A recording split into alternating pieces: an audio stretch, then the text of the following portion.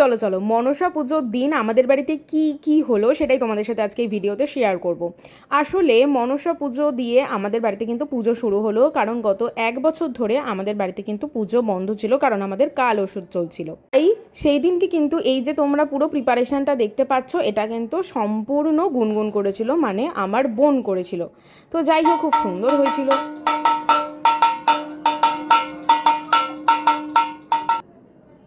এরপর কিন্তু পুজোটাও খুব সুন্দর করে শুরু হয়ে গেল।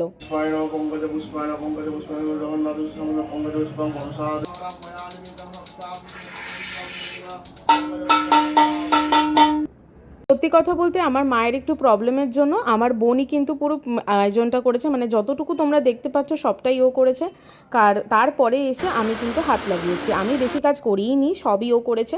খুব সুন্দর করে আয়োজন করেছে। আর তারপর কিন্তু আমার জেঠু বাড়িতে ছিল নারায়ণ পুজো, সেমি। তো আমরা তারপর ওখানে গিয়ে একটু আয়োজন করছিলাম, এইভাবেই পুজো সারাটা দিন কাটলো। তো চলো দেখা হচ্ছে অন্য ভিডিওতে, টাটা।